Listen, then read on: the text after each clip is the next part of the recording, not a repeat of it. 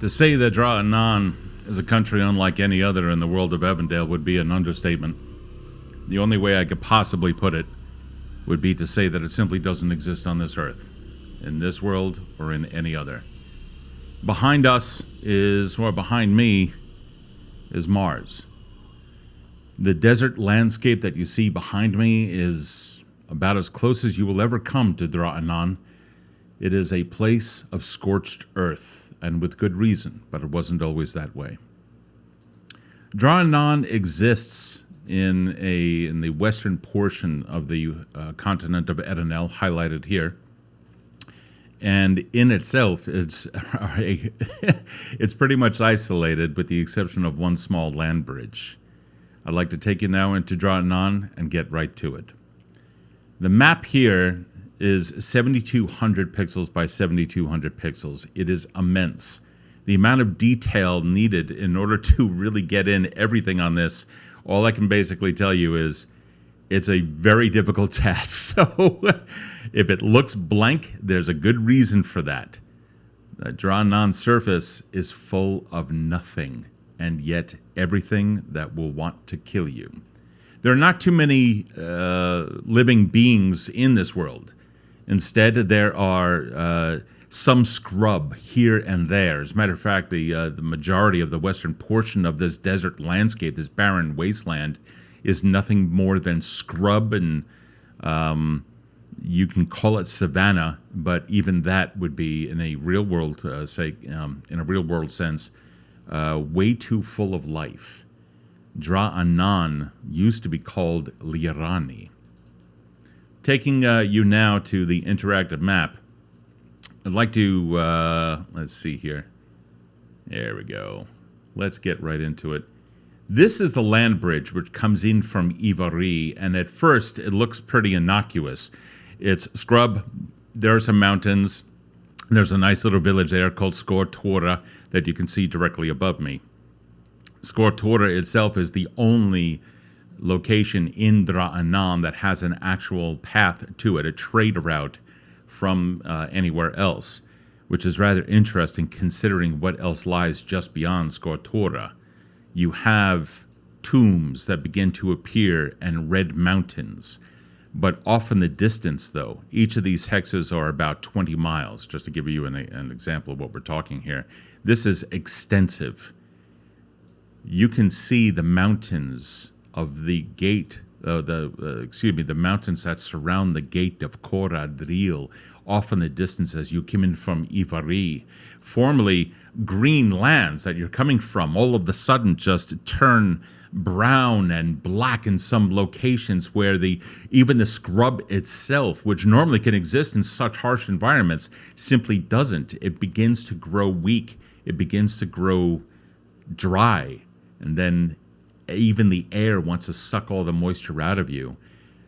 Temperatures in the southern portions of this place can reach easily 145 degrees Fahrenheit, or about 62, 65 Celsius.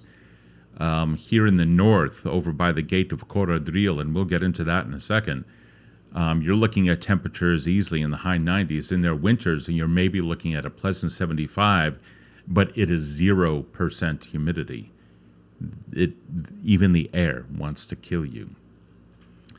Dra'anan used to be known as Lirani a long time ago, and it was considered the eastern lands of Dalaran, the Elven Kingdom.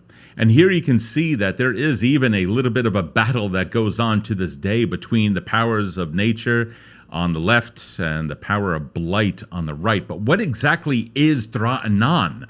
It's kind of hard to say. I would have to tell you a story first.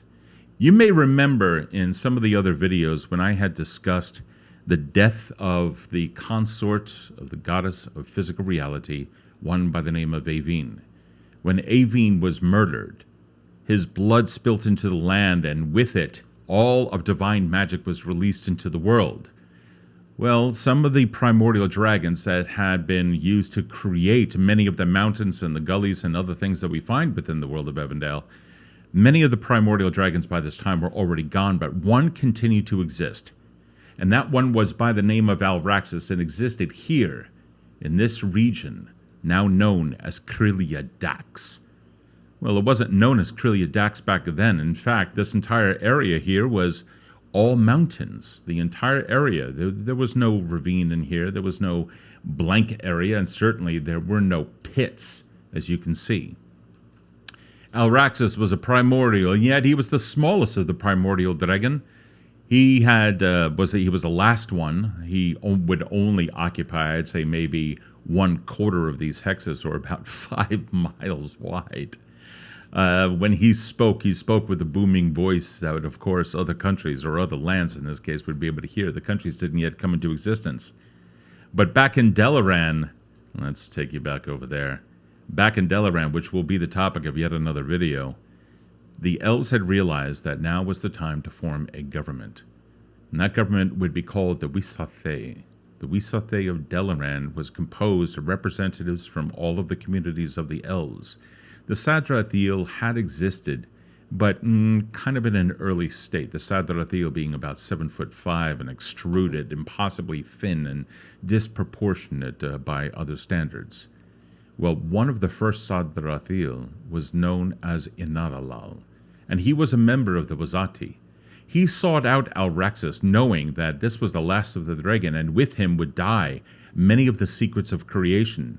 And so he traversed from the lands of Dra'anan to here. I just realized, let me get this here. There we are. We see Inaralal traveling from the west to the east. Back then, this whole area was really where the river is there.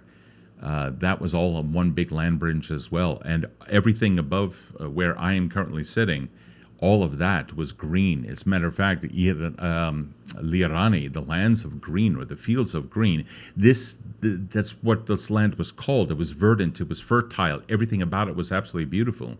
But when Inaralal had visited, let me bring you up in here. When Inaralal had visited Alraxis, all in this distance here in these mountains, which used to be completely green, he did so knowing that he would have to do so in secret. Because at this time, mortals had started to come about and were really beginning to populate everywhere, and this includes humans. He sought all of the lore of Alraxis, and Alraxis would spend many centuries with him, telling him this and that, and conveying to him some of the greatest of the arcane and divine secrets of magic. But there were many things that he would not tell Inaralal, for Alraxis was wise. He knew that Inaralal, with all of this knowledge, would only use it to his own gain. He was able to see through to the heart of Inaralal, and knew that Inaralal was, in his heart, not good. And so Alraxis kept some secrets, but Inaralal soon found this out. And while he would leave for 50 years here, 75 years there, and then return and come and speak with his old friend, he had one day heard that a traveler, one by the name of Vorain, had come in and also sought the wisdom of Alraxis. And Alraxis seemingly had given him all of his knowledge, unlike what he had shared with Inaralal. Vorain went back into the world and, with some prudence, managed to tell and convey the lore of that which Alraxis had shared with him with good faith, and rather well. He kept all of the truths there, but many of the dangerous secrets away from those who would just use them for evil purposes. Vorain became known as the first real adventurer in the world of Evindale, and to many he is a folk hero. In fact, every single country has an origin story of how some of its own people were descended from Vorain. Mutvia and their Drosti, some others from Pundesh, or the city, which is the capital of Talo, far to the east and the southeast. Vorain began to tell stories. You might say he was the very first bard. But when Inaralal heard that the wisdom that was coming out of Vorain was supplied to him by Alraxis, Inaralal immediately visited Alraxis and tried to find out what had happened and see if he could track down this Vorain and stop him from telling all of these stories that might endanger all the world. Well, Alraxis was the one in charge of that information, not Inaralal. And even the Wisathe, as wise as they are, were not able, nor did they have the authority, to restrict information to the rest of the world. The rest of the Weezathay had begun to realize that Analalal was not one to be trifled with, and started to distance themselves from him, beginning to see that he was growing mad with this lust for knowledge and for truth. And he began to demand things of Alraxis. Now, Alraxis simply said, "It's only for the good." But he would not exactly say what that meant. It's only for the good. Vorain, meanwhile, continued to tell his tales, and Analalal even went chasing after him, but he was never able to find him. And then many years later, Analalal had learned that Vorain had died, but where he was buried and with what secrets still remained very much a mystery. But by this time, the people of all the world decided to come into this area known as Lirani and seek the actual dragon, the last of the primordials himself. With all of these tens of thousands and hundreds of thousands now stepping on the land that is absolute pristine nature, and Analalal began to grow zealous and extremely protective of his own lands. Well, in truth, it wasn't his own lands. It was the lands of the people. It was the lands of Nordaga, the lands of Scythia.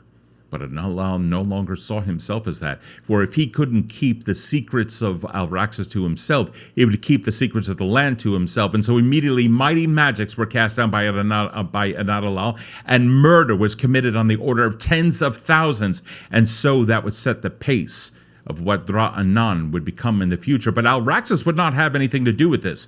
He began to see that the children of Scythia, the children of Nordaga, were now falling underneath the magic spells that even Alraxis had taught Analalal, and he had to put an end to it. But Analalal's spells were incredibly powerful, and they began to lay waste to much of the land, but still it remained green. Analalal lifted up portions of the land and began to turn it upside down on top of the people, burying them forever within the dirt and the stone and even the bedrock itself. Alraxis had to rise up to the sky, spreading his wings, even then blocking out the sun and causing a scorching burn across the world as he dove back down and with a breath of fire managed to kill Analalal. But with it, he also managed to kill much of the land. He had to. All of the people that were there now began to learn from Analalal on how to cast his magics, for this battle had gone on for decades. Hundreds and thousands, possibly even millions, died within Dra'anan, and that is why today it is known as the land of scorched earth. Alraxis, it is said, came back into the lands, came back into the mountains here, and finally went to sleep upon the tomb or the resting place of Analalal.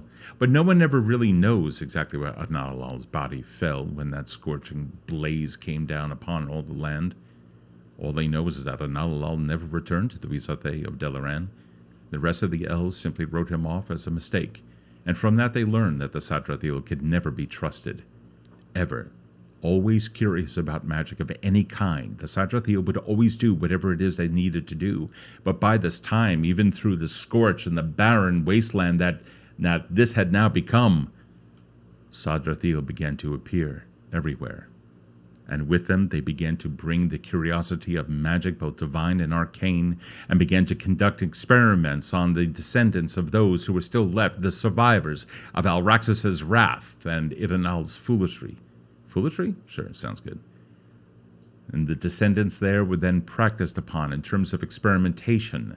The Satrathil began to warp them and their bodies, and they also bred them in these horrible pits they began to find.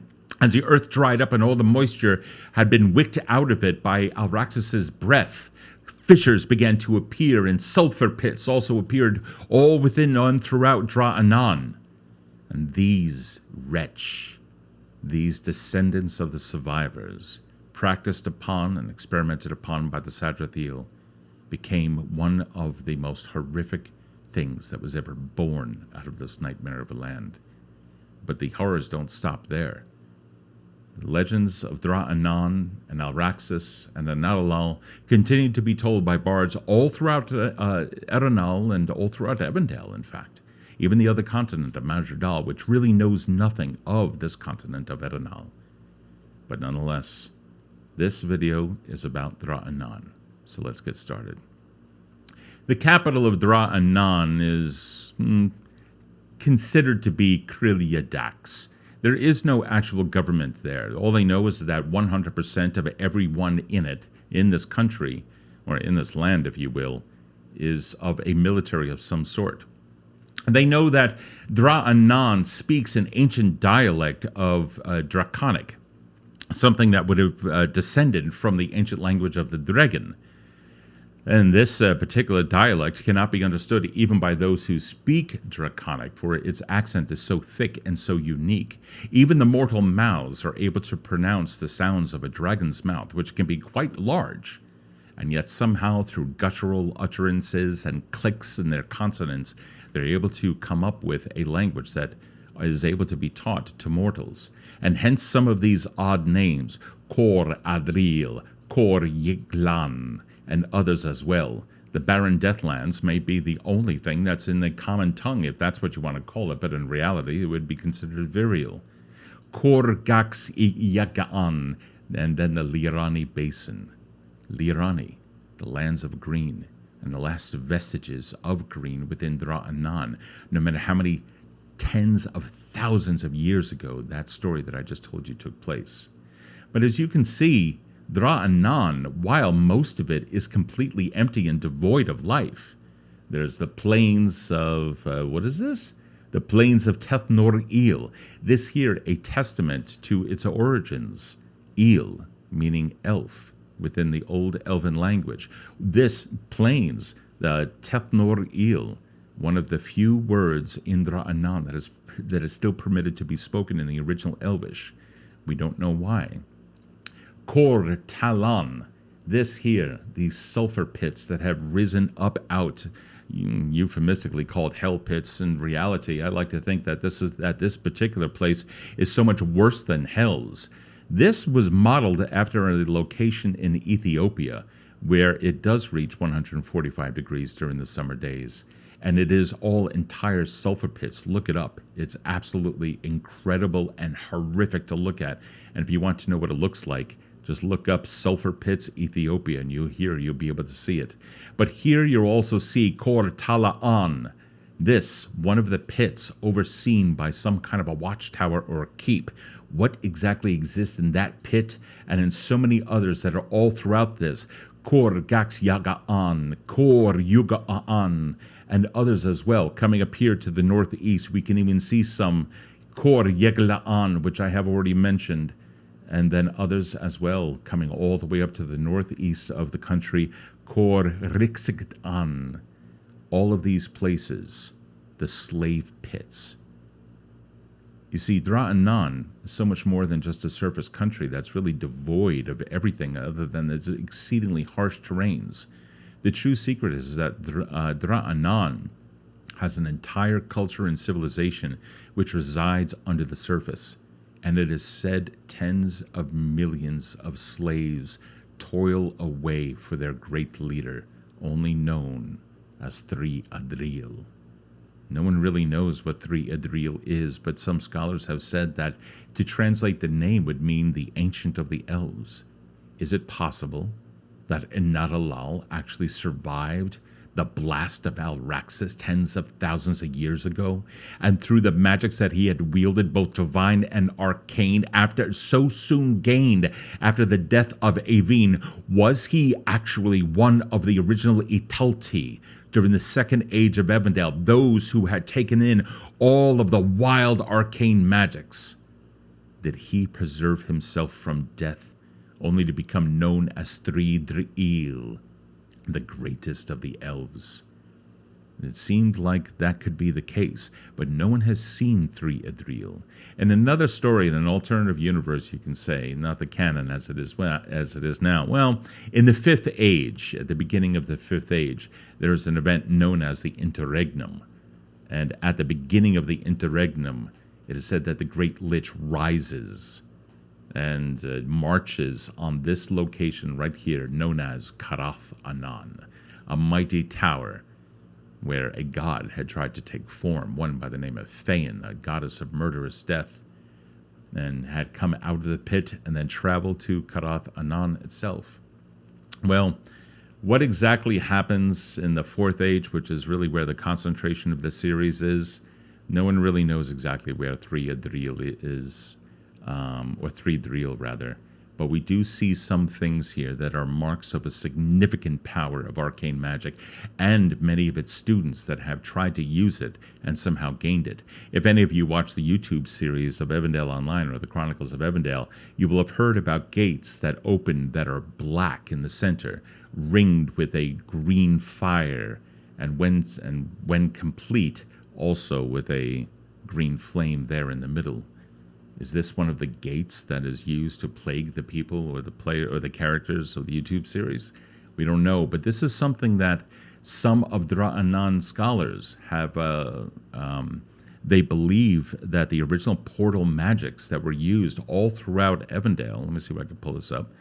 All throughout Evindale. I don't have the Evindale map here. Sorry. All throughout Evindale, there are portals all throughout this world. And you can travel from place to place. So it might be possible that the portal magic was actually invented here in Dra'anan, because they have taken it to a whole new level here. In order to arrive here in Krylia Dax, you have to first go through the gate of Kor Adril. Many adventurers had tried to do that, but you'll notice something peculiar about Dra'anan, and that is this color red, which permeates the land, the mountains, and everything else around it, but also right here. These are the bloodbaths of the gate of Kor Adril. In order to pass through this, you're going to die. It doesn't mean that you will survive that somehow in death and manage to go in through the gate as undead or anything. No, it just means that you will die. No one is permitted within this entire mountain range unless you can figure out a way to get in through that gate. You're going to go through this area. That would be the blood of every single adventurer who has tried to walk in through this. Anybody who tries to come over the mountains themselves meet all sorts of horrible creatures which stalk the mountains. There are no towers, no watchtowers, which are poised in this area, except for the very northern or the northeastern end of this, where 2 watchtowers watch over the easterly entrance.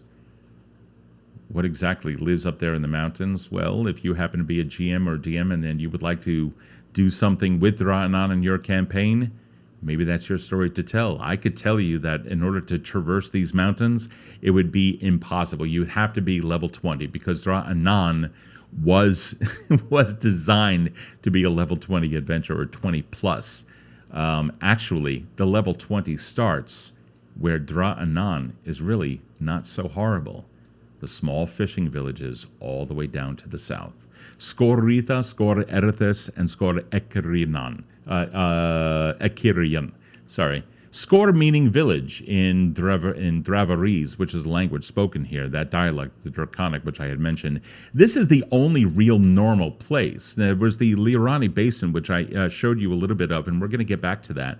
But these Skor, or these villages, are really the only normal place. They happen to be on the sea, which overlooks Corfa and even the Isle of Evan down below.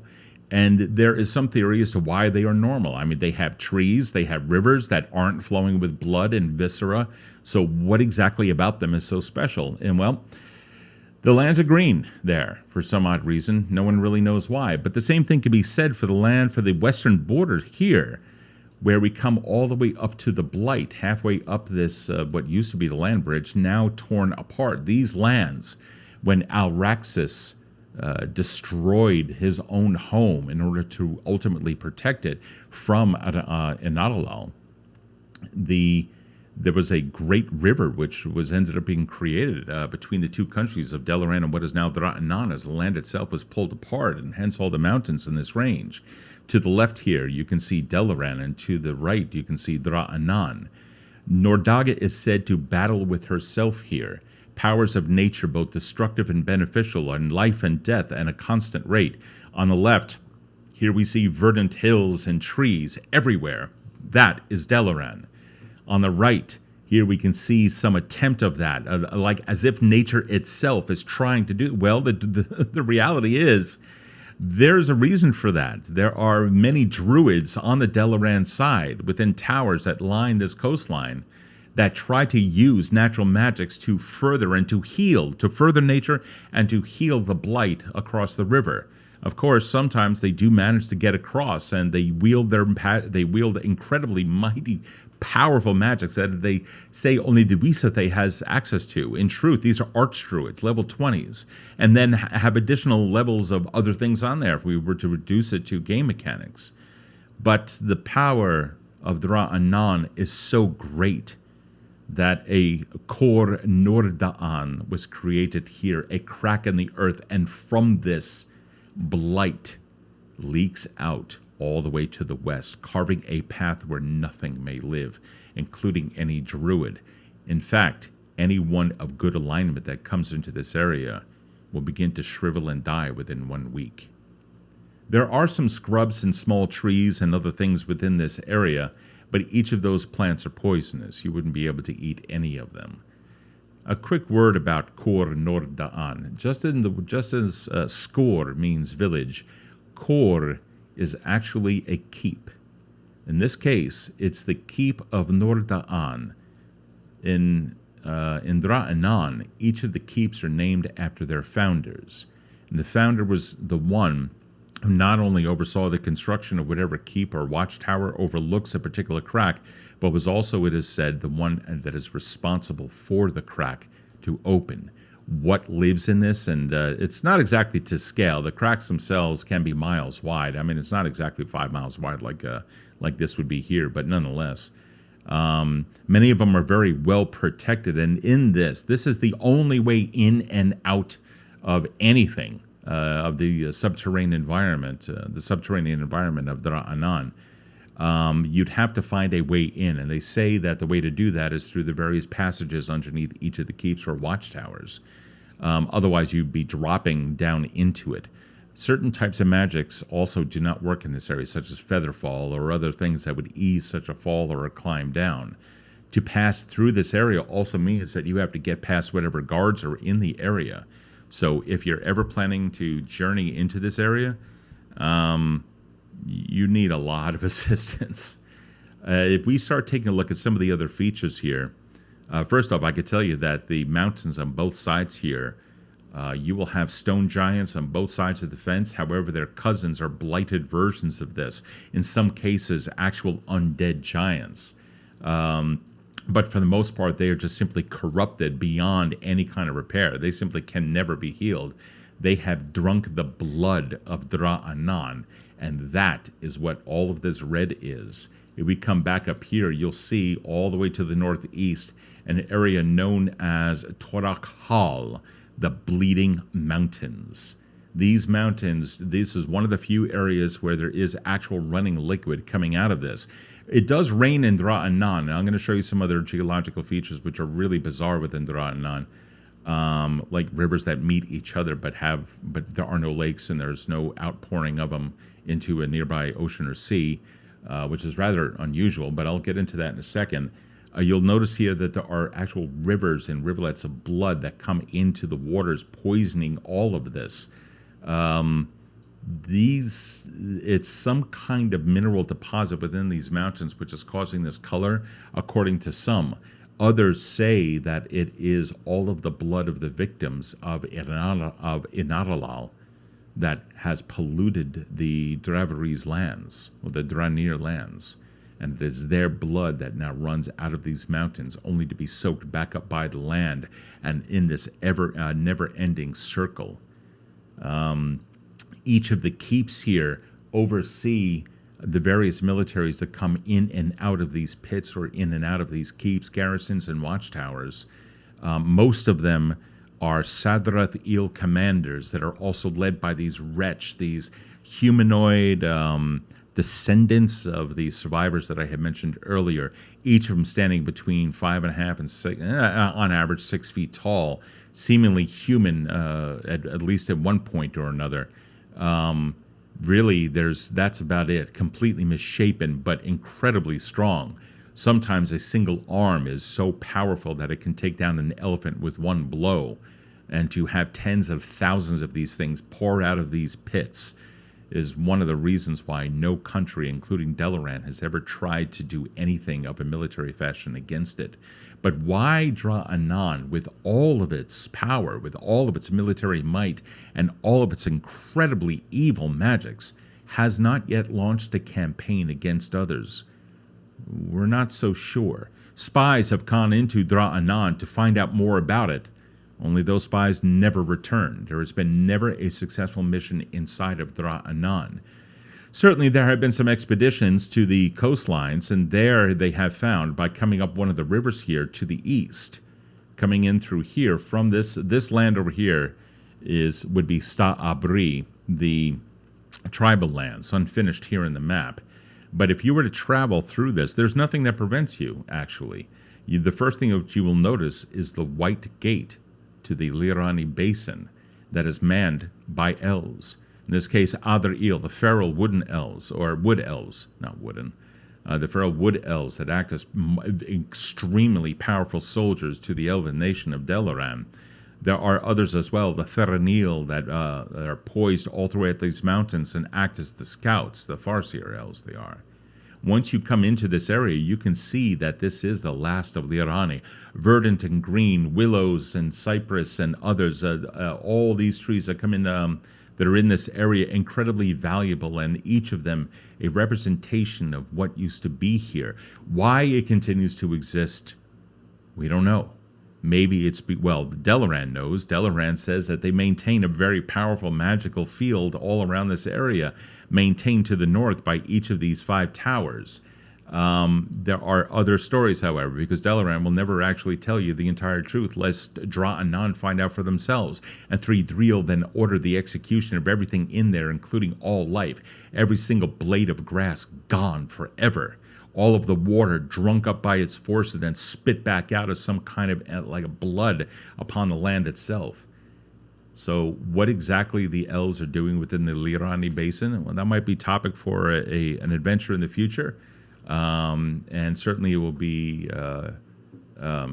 detailed in the forthcoming atlas, in the printed version or the PDF version. That's going to be some ways off. So just bear with me as I get through the next 18 videos of all the rest of the country. We come to the west of this, and here to the south of Korgax Yaga'an, we see here scrapes known as the Scar. They believe that this was one of the areas where the talons or the wings had come down from Alraxis and actually scraped the land. In so doing, caused these great gouges where water still collects today. However, scholars actually say that it was the areas in between these mountains that caused it, and everything else is just natural fields that have developed over there. You'll notice over on the left, what happened here? You'll notice on the left of these that there are some trees in this area. Sometimes nature does prevail. Sometimes not even Threedriel, the Great Lich, can actually stop that from occurring. So it's not to say that that Dra'anan doesn't want woodlands there. They're not really threatened by trees. In fact, they can probably use the wood. And that may be another reason that Dra'anan is the way it is. Deforestation, which is used to create mighty beams that help support the surface as they continually undermine the entire country, which is rather large. But here we see one of the geological features that I talked about. This one exists in the Scar, and they are all throughout Dra'anan. But here you will see a river that starts off in the mountains and a river that has come in from various floodplains. They meet here in the middle, but there really is no place where the water goes. Well, the water goes down. And in such locations, if you were to ever go down into one of these whirlpools in this area, there you would find yet another horror that exists within Dra'anan. In the caverns, there you will find the Craven. The Craven stand about 5 to 5.5 feet tall. They are blanched white from a lack of sun, a flap of skin covering where their eyes and their nose should be. Only ear holes exist there, and their mouth as wide as much wider than ours, coming out to about where their ears are, and can, when open, reveal teeth that look more like an anglerfish. disproportionate, just like the Sadrathiel. These things have long, spindly arms that end in long, spindly fingers that end in talons as well. All of them subsisting primarily on the fish that exist in these areas. Fish do exist in Dra'anan. Most of them are subterranean and all sorts of weird, bizarre versions. But there's also mushrooms of all sorts. And so the food supply, they say, is rather plentiful in Dra'anan for all of these forces, all of these slaves. How do you handle all of that? They obviously do have a food supply, and some say it is themselves, meaning cannibalism, which is certainly a case, and there's absolute evidence for that, but also the Craven themselves. And the trick with the Craven is they have something known as tremor sense. They may not be able to see nor smell you, but they can hear you and they can feel you. And when they do, they will pour out of the holes in their caverns in the droves by hundreds, if not thousands, in some of the larger ones, only to get that last bit of morsel off of your bones.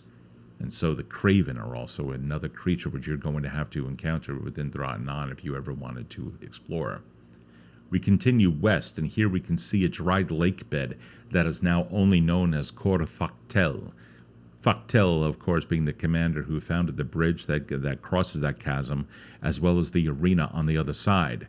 Cor Factel is known throughout Dra'anan as an area where slaves are pit against one another in great competitions. There to the west of it, this item right here, that great arena is where you will find slaves, both capable and incapable of combat, fighting to the death. Always there will be one that will die. And they say this is one of the ways that they can cull the herd and continue to always have only the strongest survive. For every single slave after its 5th year must fight in order to survive. Hopefully you've lived that long, or, well, depending on your perspective, maybe you don't want to live that long. We continue coming down south. I've already spoken about the sulfur pits, and you'll notice that there are every now and then lakes or what have you. As I said, nature itself cannot be stopped. We're talking about Nordaga. This is a deity, and which oversees the laws of physics as it pertains to nature. Nature will, if rain falls, the water has to go somewhere, and if there is no underground lake that it feeds into by any of those odd rivers, it's going to pool up in former craters. This one, when great meteors were summoned from the sky by Evindale, created these massive craters in the land, which is now where some of that water collects. However, if we go to the southeast of that, here we're going to see the Eyes of Fain, as it is termed. These pools are quite deep, and they have turned into sulfur pits in their own right, some of the largest around. This is to scale. These lakes of sulfurous water is so poisonous that living anything simply cannot exist here. The mountains stained by it, spires of sulfurous substance that constantly comes out of the ground have formed repeatedly. The air thick and yellow. None of the surface water in Dra'anan is potable, and certainly none of this of the Eyes of Fain. Again, an area a name that you may now know if you've been watching the videos. Fain being the goddess of murderous death that I had spoken about before. Makes sense. You come into this area, you will die. We continue down south and we talk about another form of death and life. In this case, there is a vast amount of life here in the marshes of Lixdith. The marshes of Lixdith only contain vegetation. The marshes themselves overlook the sea of the area, but anything living that comes into this, fish, frogs, people, beings, or what have you, all get eaten by the vegetation. The vegetation over these 40-some-odd miles is so deadly that even the Dra'anan refuse to come into this area. They had constructed a watchtower here that they say you can teleport into to observe the area, and they use this, or have used this in the past. Legend has it that there is a cavern underneath the marshes. It goes down quite extensively and was one of the first that was dug into the area by the forces of Threedreel long ago. What exactly is under there, though?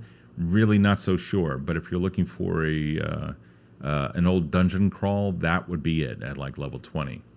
We come a little bit to the west again, and here we come across the black swamp of Satora. The black swamp and the desert on the directly above me here. The black swamp is yet another one of those areas that they say was the last vestige of life within Liarani before it was destroyed. Well, rather, it was one of the last vestiges of life in Dra'anan when Dra'anan was created. Instead, everything that ever died got swept into this whole area by the fierce winds of the beating wings of Alraxis. That seems a little bit far-stretched, considering how large all of Dra'anan is. But I guess he was a custodian or something, and he hired a team to put all the refuse there.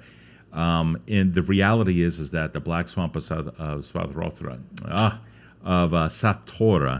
I only wrote these things. It's not like I can pronounce them. The Black Swamp of Satora is full of algae and plant life it's rather abundant, as you can tell. It extends for several score miles. And this is where you're going to find all sorts of swamp-based creatures. This is where you're going to find troglodytes and other things like that anywhere from the plains to the surrounding hills and eventually into the mountains. This is your level 17 to level 20 area, though troglodytes are not anywhere near there. Nonetheless, we're talking about Dra'anir versions of everything. The Black Swamp can be one hell of an adventure, and I think I have a couple of ideas regarding that. So don't think of it just as a swamp. Think of it as a place of death, just like the rest of Dra'anan. We continue down to the west here. We already touched on the villages, but here is the Dra'anathus Basin. The Dra'anathus Basin is an interesting location. First off, it's named after a god, and this was the first god that created physical reality, but as soon as it came into existence, blinked out of existence, and that's because it had yet to be tempered by stability. And so physical reality was created in the form of a physical blueprint, or in a very rough analogy, something known as the Calcifer helix. The very first of the helix bits, when Scythia created the physical reality, it conflicted with the already existing physical remnants of physical reality from Dra'anathus, and the Calcifer helix was drawn to Scythia's realm, and in so doing, ended up destroying just about everything in that physical reality. Well, the Calcifer helix shattered, and one of the pieces was found in this area, and it was called the Dra'anathus Basin, because the Calcifer helix is the only thing left of Dra'anathus itself.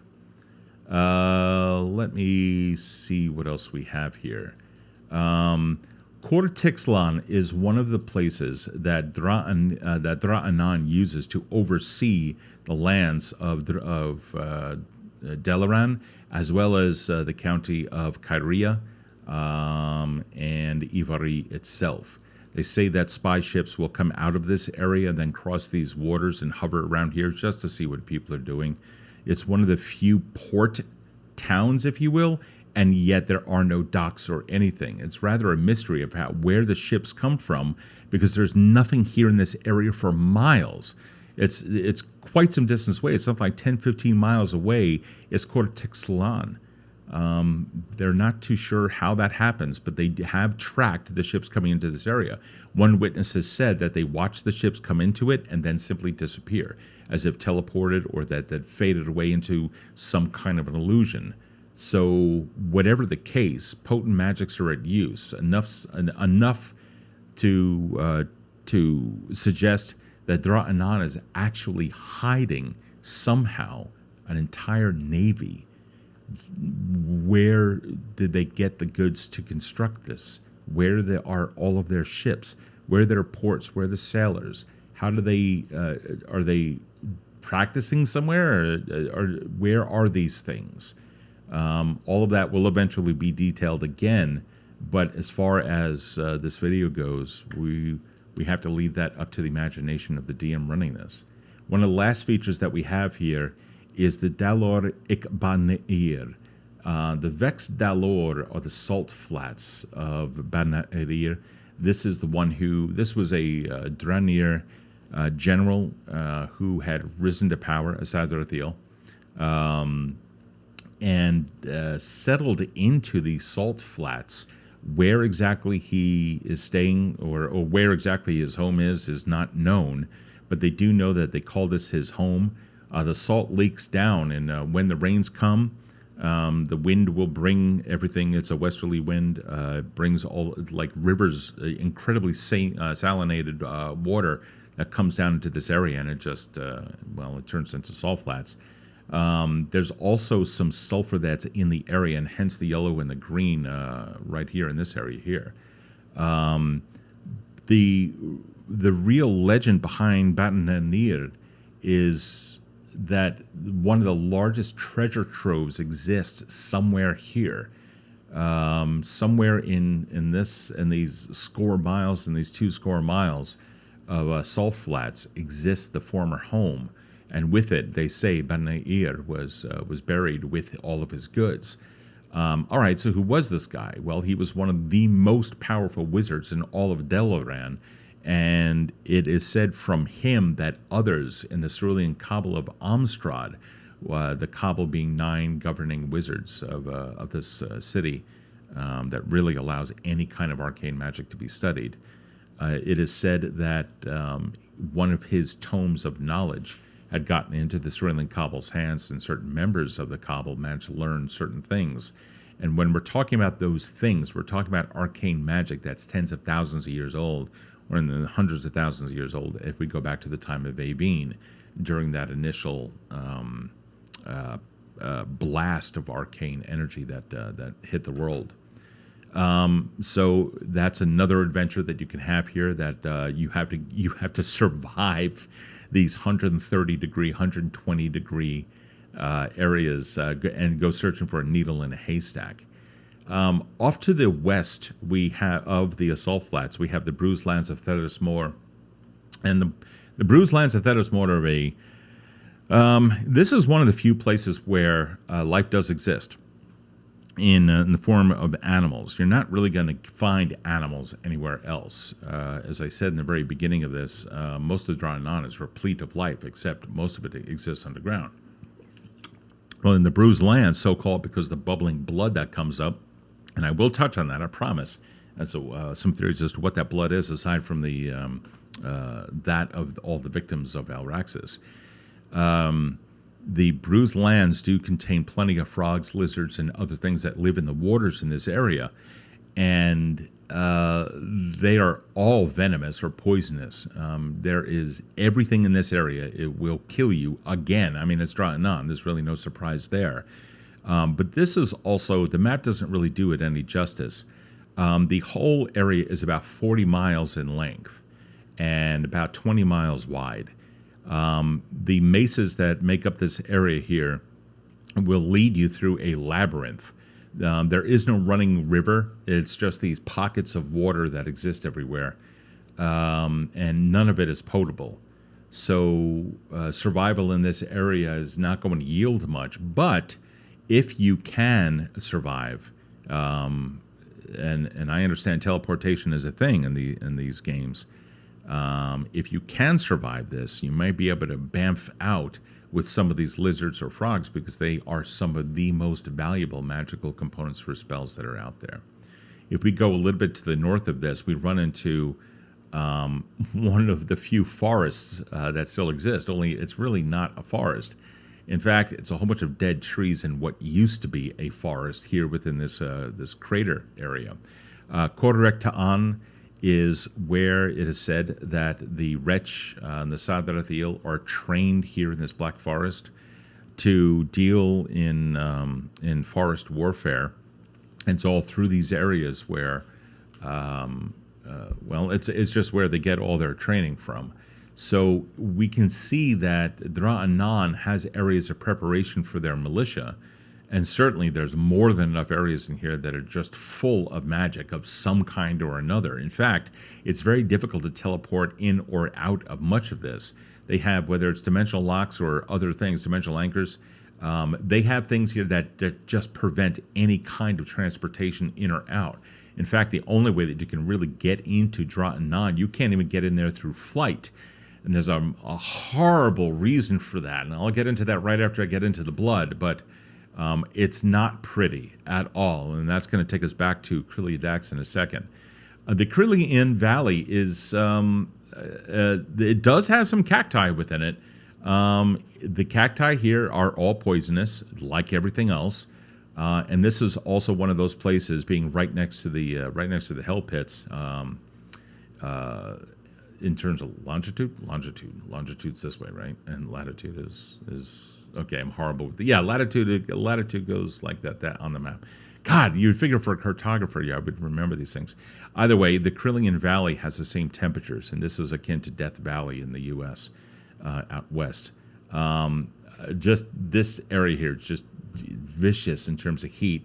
So GMs who want to run a game in these areas, you're really looking at survival of. There are plenty of spells out there that people should have that will help protect them against the elements. This is really it. We're going to come back up here and let's talk about the blood that I've been teasing about this entire time. When we talk about the blood, there's aside from the theory that it's the blood of the survivors, the blood of all those who died in the flames of and from Inadalal spells. It goes a little bit further than that because there are areas of Mutvia that also have this black, greasy dirt. And they say it is actually the blood of Nordaga that is leaking up from the underworld onto the surface. And then, again, forming these rivers and rivulets and what have you, that only fall back down into these chasms that are in this world. Why people think it's Nordaga is because they have all detected that it comes from divine origin. It's rather powerful. If you cast Detect Magic, you will be not blinded in the sense of like ow, but blinded in the sense of you will not be able to detect any other kind of magic other than this blood, which makes casting Detect Magic or any kind of detection spell in the area of Crillia Dax or in this entire valley damn near impossible. You will not be able to detect any other kind of magic other than the blood, and that makes it a perfect camouflage for what Crillia Dax is really doing. Scrying does not work in this area. Teleportation absolutely does not work in this area, except for the gate of Dra'anan. That is the only way in or out of a magical nature, and no one but Three Driel and its lieutenants know anything about how it operates. There was a crew in one of the stories that we told in 2013 that they managed to get into Karathanan, but that was before the gate of Dra'anan was created and other things like that. But I'm not going to say that it didn't happen. It absolutely did happen. Those adventurers did get in there, and that includes some of the iconic characters out of the world of Evindale, Dimitri, Maz, Marcy, and some of these others. For crying out loud! I don't know why I'm freaking. I can't remember all of the names. Jaklar, and others. They all had come in there into Karathanan, and those players are still around, and so hopefully one day they'll join us. I know Jeff Davis is going to join us in another video for another topic, but we may have a discussion on video about some of these locations and about some of the stories of Dra'anan. There is also something else right here, which is known as Glor Zelris. If anybody can, if you know what the name Zelris is, then you know it's one of the harpies of discord. Glor in Dravarese means temple. This is the temple of Zelris.